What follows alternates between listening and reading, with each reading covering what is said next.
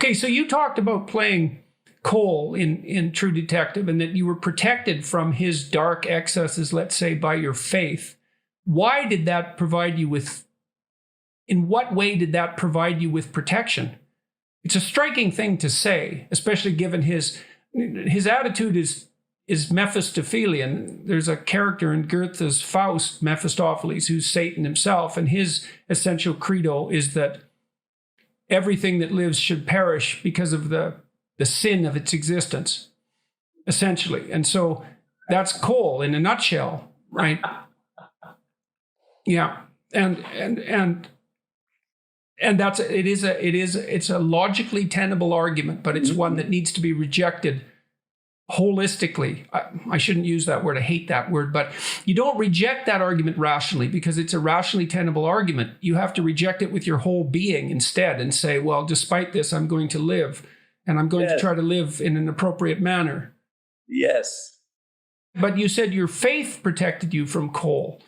Well, it was one of the things that allowed me to fully go into Cole and fully believe Cole and get down and live it.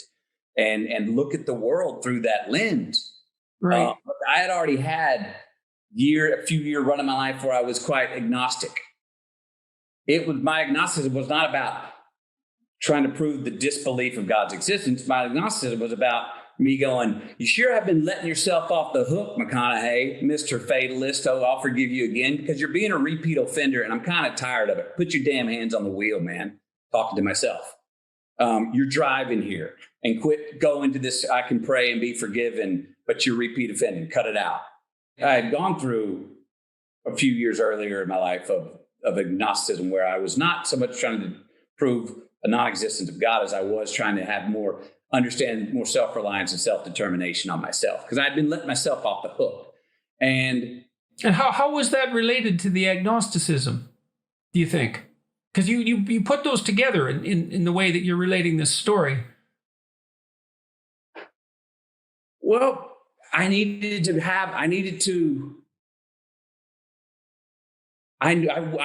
feel like I was wholly responsible for myself and what happened to me. That I was not going to let myself slide. There's an ideal calling to you then, eh? Like when you experience yourself as ashamed by your own behaviors, what that means is that there's an ideal inside you that's trying to manifest itself, right? Because you wouldn't be ashamed if you weren't comparing yourself to something better. And the question then becomes, well, what is that better thing that you're comparing yourself to? And it's an ideal. And then the question becomes, well, what is the ideal? And that's the sort of fleshing out what that ideal that's the function of religious thinking. And so that's why I was interested in your comment about agnosticism.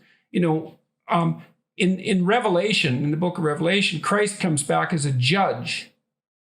Even though he's a figure of mercy, let's say, he comes back as a judge. And the reason for that, this is from Carl Jung, the reason for that is that any ideal is a judge. And so if you posit the highest ideal, then you put yourself in a position where you're judged. And that's when your conscience tortures you. Yep. And so you can discover your ideal that way by having a dialogue with your conscience and say, well, I'm not living up to who I should be. Well, who should that be? Like, where does that figure come from? Well, that's a great mystery, that it's the higher form of being that you're capable of manifesting that's calling to you. And let me say this, it was a version of when my mortal father died. I write about this, about being less impressed and more involved. I sobered up. It was time to become a man. It was time to quit relying on the fact that I knew he had my back. He was above government, above law. If I really got in a pickle, he had my back. And now he's physically gone. So this was, I'm going to discard my spiritual father and say, no, we're racing to the red light, buddy.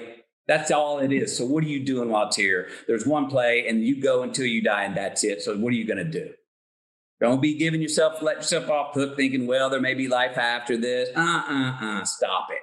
So that's what I'd gone through that. My feeling come out of that and was and I didn't feel this till later because I allowed myself to stay in the midst of being really scared of, oh my gosh, am I going to get struck by lightning here? Was that my God was going, thank you. Yes. Wish more of us would put our hands on the wheel. Or we throw this faith card out there really lackadaisically, like, oh, inshallah, say Slavier. I believe, well, okay, if that's it, then ride around and run all the red lights. Get your damn hands on the wheel. Yes, you are supposed to be self-determining. So that got me and woke me up and sobered me up into that position. Now, the going into the rusting coal, I'll say this. So I've found that I call it like almost like a boomerang reverb. Wherever I am strongest in my own life, I find I like to go to I actually can inhabit the opposite even better. The deeper I go into whatever would be to create the opposition. Meaning, when I've played prosecuting attorneys, I actually usually believe in the defense's position more and study their defense more, their position more, which then makes me again feel like an underdog over here to go, well, I really got to know what my argument is, because I actually kind of agree with them. When I play defense attorneys, I'll usually agree or push myself to a point of agreeing with the prosecution. Well, at a time where my faith was the most fulfilled, Rustin Cole was like, here's another what I call a boomerang reverb. Here's another time to go way over to the opposite side, because I'm so coming out of here with so much steam and where I am and what I really believe and how I'm feeling in life. And you got newborn children and all the things that were opposition that I have in my life, opposition to what who Rustin Cole was.